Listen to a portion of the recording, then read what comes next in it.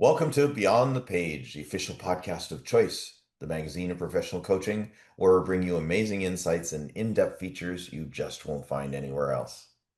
I'm your host, Gary Schleifer, and I'm excited to expand your learning as we dive into the latest articles, have a chat with this brilliant author behind this one, and uncover the learnings that are transforming the coaching world. When you get a chance, join our vibrant community of coaching professionals as we explore groundbreaking ideas, share expert tips and techniques, and make a real difference in our clients' lives. This is your go-to resource for all things coaching. But for now, let's dive in. In today's episode, I'm speaking with cognitive psychologist Eliza Barach, who is the author of an article in our latest issue, The Power of Choice. Her article is entitled Designing for Agency, Coaching the Moment of Choice. A little bit about Eliza. She's a cognitive psychologist, ADHD coach and consultant. She earned her PhD in cognitive psychology from SUNY Albany, where she studied, I don't guess you'd say SUNY, Albany, where she studied attention, memory, language, and decision making. She is especially interested in how these processes operate differently for people with ADHD. She is the founder of Neural Revolution, a team of doctoral level ADHD coaches, and provides one on one coaching, consulting, and professional coaching supervision. That's a full bucket. With both lived experience and scientific expertise, she helps high performing ADHDers understand and leverage their unique brain chemistry to get shit done. I love it. Eliza, thank you for joining us. And thank you for writing for Choice. Yeah, well, thank you again for the opportunity. I'm really excited to chat today. So what called to you when you saw this particular topic? You've been a subscriber and reader, but what drew you to be a writer? I think choice is such an important topic in coaching in general and is an amazing starting place for the work itself. So I'm a big proponent of autonomy and I'd like to say I thought of that, but of course I did not. We can thank self-determination theory for some of that foundational work. And so just as someone with ADHD and working with people with ADHD, autonomy and choice is so fundamental for us. And so when I saw that choice was going to be focusing on that topic, I was like, this is a great opportunity just to talk about how important it is to help people see choice so that they can make decisions that are more in alignment with their lives, but also being able to loop in the neurodivergent community, specifically the ADHDers, and talk about how important it is for that community to also be able to access and recognize choice and kind of take more control of the choices that they're making. Mm, yeah, well said. And thank you for sharing your own lived experience part of this conversation. And it's funny because it took 24 years or 20, yeah, 24 years before I realized, oh, Choice should have an issue about choice. Um, and I'm going to riff off what you said in the article because I think that was the idea why we chose choice. From your article, choice then is not simply a feature of the coaching process, it is the process. And I guess way back then, 24 years ago, I was a newly minted coach, and I felt that that was one of the biggest things about coaching was having agency or choice. So thank you. Well said. Now, how has this, you being ADHD, not like self-described. Thank you. I'm going a little crazy here today, but how has this research helped you personally? Is there anything you'd like to share around that? Yeah, well, I think personally, and then also being able to share it with my clients who also are ADHD, the importance of autonomy and choice as it relates to motivation, huge. And so understanding that, like, my strong need for choice, for autonomy, understanding that that strong need actually makes a lot of sense when we look at how the brain works, when we look at some of the psychological theories, was really validating. Mm, And as Carl Rogers always argues, right? When you can accept yourself exactly as you are, then you're capable of change. And so I don't think that change necessarily means you change yourself, but you may change the conditions under which you're operating so that you can good point. succeed in meaningful ways, right? So I think knowing that choice and agency are great opportunities to, in a simply put way, increase dopamine, which is what many of us people with ADHD don't have reliable access to.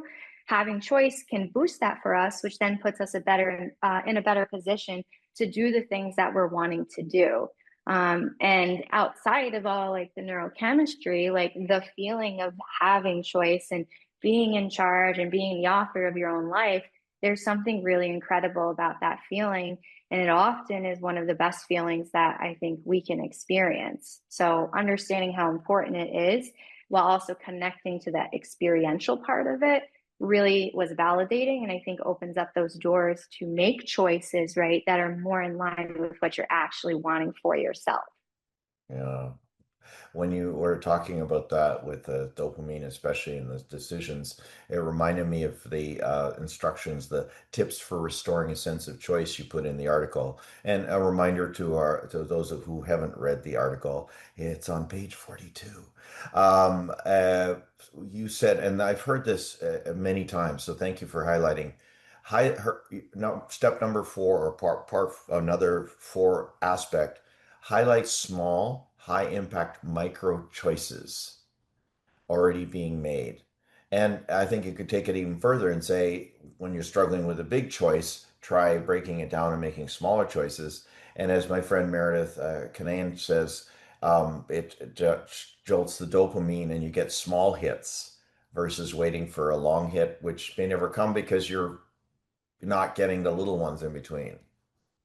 Yeah, so that's similar to kind of the concept of delay aversion or delaying gratification. So, particularly with ADHD, we struggle much more with delaying gratification, meaning that we might say no to something, no to a small reward now in service of a bigger one. So, we're less likely to do that, of like Oh. waiting that long haul. So, the classic experiment was Michelle's experiment of like the marshmallows. So little kids were given the option of having a marshmallow right now, or if they waited, I think about 5 minutes, they could have two marshmallows.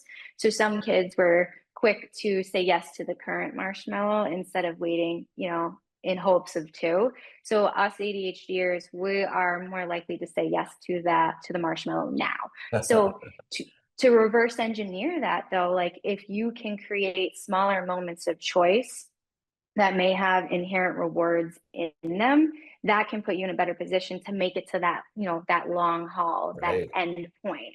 And choice, I think, is a way to, inherently bring in the reward. Like I'm choosing to do this small version, and this is how I'm choosing to do it, which could put you in a better position to enjoy the process, which could be inherently rewarding. And intrinsic motivation, of course, is so important for everybody, but again, especially for people with ADHD. If we can bring the reward to the moment of the doing, we're in a much better position to actually do that thing and then do the sequential things. And of course, yes, dopamine is involved in all of that. Yeah. Wow. I find it also very fascinating. So, different, just a little bit of a twist here. You wrote that a lot of people think of choice as something obvious, but it's obvious it's sometimes more hidden. Why is choice so easy to lose sight of? I think because we sometimes just kind of operate on, default mode. Sometimes we can move through the world in a more perfunctory way, which is not always, the best or the most fun way to do it, but Mhm. our brains are really invested in conserving energy. And so automaticity is built for us or, inherent in us so that we can have more resources for, those crisis moments when that saber-toothed tiger finally comes and gets us, in 2026. Yeah, So right. it can be difficult to see choice when we are running a bit on autopilot. Right. Yeah, no kidding. I love that. Fight, flight, or uh, what is it? Freeze, I think. Fight, flight, Freeze. or freeze. There we go. Fawn is also in Fawn there is the now other one. too. Yeah, yeah, exactly. But yeah, it made me laugh at the saber-tooth tiger. It's like, We got to be ready. You never I know. That's know it's gonna the come. automatic. Jurassic Park all over again. Eliza, in your article, you state that past experiences and internal narratives shape decision making. How can coaches help clients notice these patterns without making them feel judged?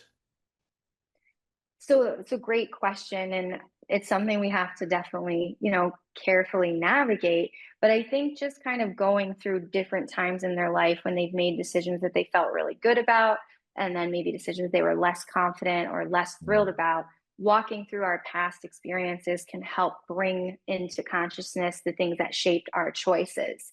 But at the same time, I'm a big proponent of bringing in science to my sessions, both in terms of how I run them, but also giving people that knowledge.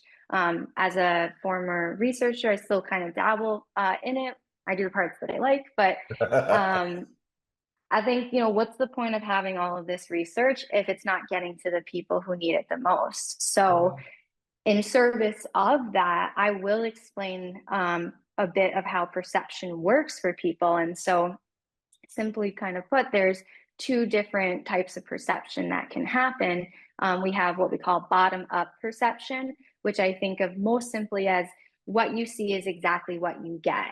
And then Mm, we have top down perception, which is basically where when information comes in, our brain will apply past experiences or it will apply the context that we're operating in to then basically interpret the physical information that we're getting. So this is why, like, two people could get the exact same information, but have widely different interpretations of it because their past may influence how they actually perceive it. So explaining that to clients can really help them reduce the shame in terms of maybe the interpretation that they're originally having, because it's like, oh well, it makes sense that I might see this situation a certain way because in my past when I was in a situation like that before, it wasn't safe to like argue for what I needed, or I had a bad experience. And so our brain is quick to kind of influence the narrative also in service of saving, cognitive resources. But it's not always accurate because these signals, while they may be similar to a previous experience, they're not exactly the same. And there are times when we can overinterpret what's going on, and then that doesn't serve us. And other times it actually might be right on par. yeah. So what do you actually do? Do you just say, what did you learn? Or what would you have done differently? Like those sound like very non-judgmental phrases. It's what I would use. Does that sound? Mm-hmm. Yeah, questions like that, or even like, what do you think may have influenced your decision in this time, or at that point in time? Um, and if we're talking about like a current decision or a current choice, we may ask, when did you find yourself in a similar situation before? What parallels between now and the past do you think exist? What factors are at play? And also, what do you think is different? Yeah, yeah, good point. And that's come up a lot. And especially, I'm also working on another show on about chaos. And it's also fear of making decisions, even though you know what the choices can be. And it goes back to making small decisions that they can feel comfortable with and not have a history with, maybe, but but relating to that and yeah, drawing from that. Oh, that's very good to hear. It's always good to be validated. I agree. That's I often will, go back to the literature, and then when I'm like, okay, no, I do know what I'm doing. Like this is the right idea. So I definitely hear you on that one. Yeah, that's what I love about coaches. We're so like always learning, but always there's this little bit of humility and just like, oh, let me make sure and and course correct or Mhm. whatever you need to do. So that's love my profession, love what I do. I have an example of a decision I made based on values. And I want to ask you a question after, but I'm going to share it first. So I was a majority shareholder in a company and self-employed, but merged with another company, that kind of thing. And we were looking for someone to work with, another company to work with, buy us, whatever. And I trusted the team that was going to look for these deals. And so I stayed back and managed the business so that we didn't lose any traction on sales and operations, stuff like that. And one day they came back and my name was not mentioned on the document and they were ready to roll. And I didn't know what was going on. So I'm going to call on you to help me break this down. I didn't realize till afterwards it was because my values of dignity, trust, fairness, and equity were all trumped on. But I didn't know I had those then. Mm. How do you make decisions from the values instead of reacting and figuring out afterwards, or are both scenarios okay? I think it's definitely, I think both scenarios can be okay because I think sometimes we don't know what our values are until they're tested. And that I think is a great example of that. It became very apparent what mattered to you. Internally, you knew something was up, but you couldn't quite put your finger on it until you had that space maybe to think about it and process. Yeah. So I think moments like that are opportunities for us to externalize those values and make them more readily available. So the next time something like that happens, you're not solely having to rely on your ability to like go into your long-term memory and pull those things out.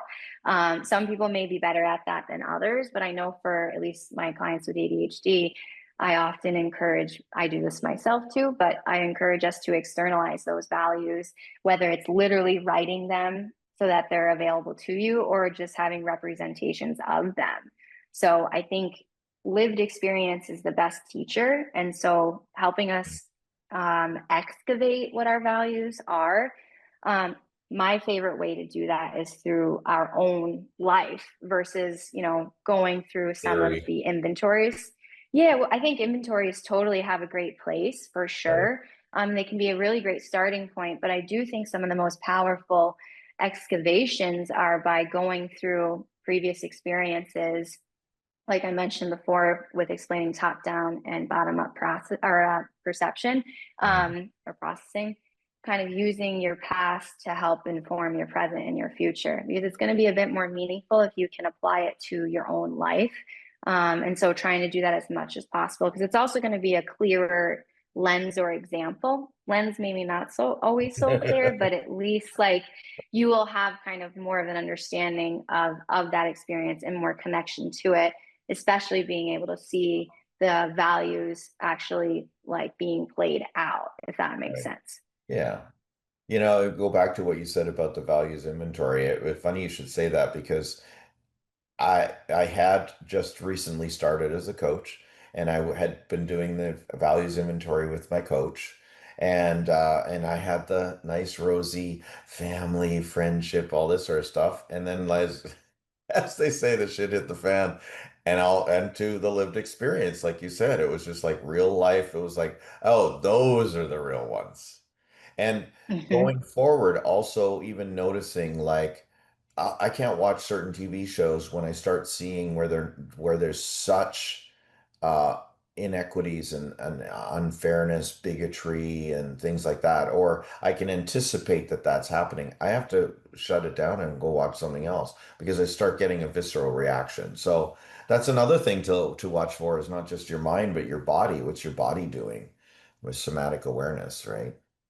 Yeah. Oh, 100%. And I'll often say that to clients too. Like, when like going back through that experience, like what got kicked up in you, not just what did you think cognitively or like feel emotionally, but like were there any signals in your body? And I know I've struggled myself with the somatic stuff, and some people with ADHD will struggle with that too. But Okay. a big one, yeah, yeah, because some of it has to do with like regulating your attention and being able to direct it, to your body. And so we know too in the literature, people with ADHD often struggle with both proprioception, which is like basically awareness of how your body moves through space, and also interoception, which is being able to listen to those internal signals in the body. Uh, Um, yeah, so a lot of it again is like regulation just broadly, but being able to direct your attention to these different signals in the environment, both externally and then internally.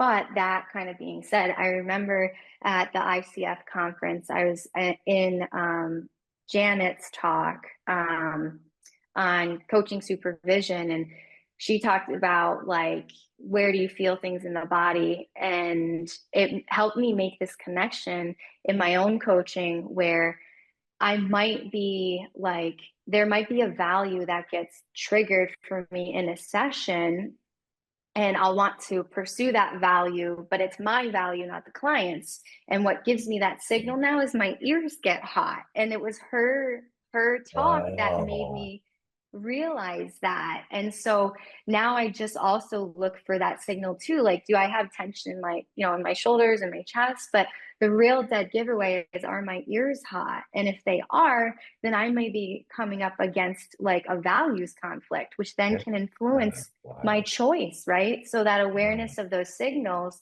both I think cognitively, emotionally, but bodily too, can help you also make more empowering choices that keep you in alignment with your values. So sure, certainly externalizing them, but also looking for the different signals in your body to help you then also make that decision. Or it may be like that signal happens, like my ears are hot. Let me consult with my externalized values and see what might be Right. getting kicked up. I like that. Consult with the values. Hey, values, what are you telling me today? No, but seriously, that's, rather than such a reaction like I had, now and I guess, and again, years of lived experience, you start to sense what, your body's saying, and you're seeing, for example, my example, reading on TV, right? So. Mm-hmm. Wow, that's amazing. Thank you so much. I want to quote something that you wrote, the last paragraph. I thought it was awesome. Coaching offers a space where clients learn not only to make aligned decisions, but to trust themselves as the authors of these decisions. It becomes a practice of designing for agency, one choice at a time. Brilliant. Thank you. Anything else that's going on for you? And what is it that you didn't get to say that you might have wanted to say in the limited space of the article? Oh, I mean, that's a great question. I think like actually expanding on the quote that you just pulled from it was some of Daniel Kahneman's work with System One and System Two thinking, which kind of speaks to the automaticity piece that we were talking about. So basically, system one, and it's not like an actual like system in the brain. It's like a bunch of different areas coming together to work in synchrony. System one is that automatic kind of operational system. So it is concerned with efficiency, whereas system two is the more effortful system. And so in terms of the coaching space, part of our job is actually working with system two, the effortful side, so that we can actually curate system one.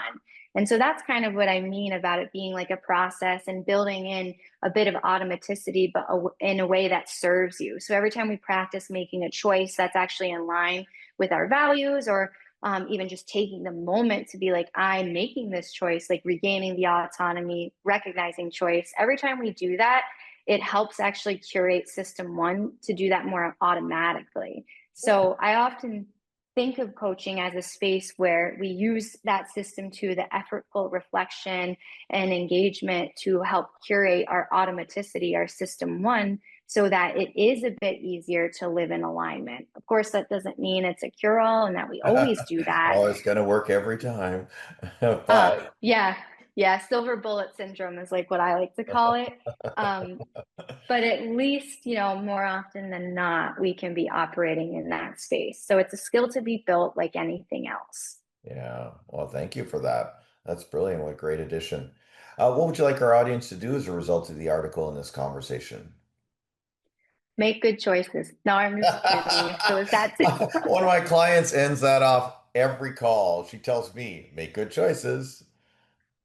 It's a good reminder. I think my hope for readers and listeners is just to also give yourself permission to make choices, like good or bad, because every one we make is really a piece of data. And of course, it's very easy for me to say this, but I do really emphasize that, like, there's no right or wrong. There's only opportunity to learn, and in the moment, it often doesn't feel like that. So again, I'm not going to sit here and be like, oh, everything is great. It's like, it's totally okay if it's not, but giving yourself that space to either be upset or even just be reflective Mm. and take stock of, what choices am I really proud of? What choices felt good? What choices, maybe I'm not as proud of, and what could I do differently? And again, it is a process and it will continue to evolve. and you continue to evolve because life is dynamic and this world is very dynamic, especially as of late. And Uh-huh. so to expect that you'll be exactly as you are today, versus even a couple months in the future is a bit unrealistic. And so giving yourself again that permission to evolve as the world evolves too. Yeah. You've reminded me, I have a saying with my clients. It's like, because we'll say, we'll talk about what they could do and what they might do. And then I say, what will you do? And then I said, and by next call, you either will or you won't. And there's learning in both.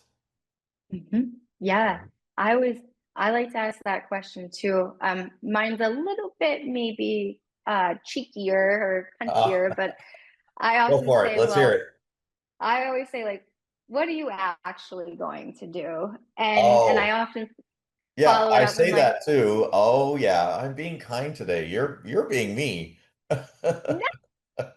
I always say like no judgment. I'm like, Yeah, listen, like we have some really great ideas and that's fine, but like let's think about potentially the worst version of yourself and yeah, let's plan to that version. You can always do more. That's never the issue, right? mm, Often the issue is getting us to start. So I'll say, I'll say, listen, like I know, like I like the big badass plan. That's my preferred, self image, but like what do you think you'll actually do? And whatever that is, like that's totally okay. I'm on board with you. yeah, yeah, exactly. And let's learn. Let's see what happens. hmm See you next Yeah. call. Oh my goodness. Thank you so much, Eliza. What's the best way for people to reach you for more information? Yeah. You can just check out my website. It's www.neural-revolution.com. And, I run a newsletter every month that covers, ADHD specific topics, talking about the research and trying to translate that research into, useful application. It targets both people with ADHD, but also practitioners who might work with them. Great. Great. I can think of one right now. I will definitely send along this podcast as well as your information. Again, Eliza, Thank you. thank you so much for writing for us and for joining us for this Beyond the Page episode. Yeah, well, thank you again for the opportunity. It was awesome to chat. And yeah, thank you so much. Hope to see you again. That's it for this episode of Beyond the Page. For more episodes, subscribe via your favorite podcast app, most likely the one that got you here in the first place. If you're not a subscriber to Choice Magazine and you're watching this podcast, you can sign up for your free digital issue by scanning the QR code in the top right corner of my screen. If you're in audio only mode and you're no longer driving or you're off the treadmill, you can go to choice-online.com and click the sign up now button. I'm Gary Schleifer. Enjoy the journey of mastery.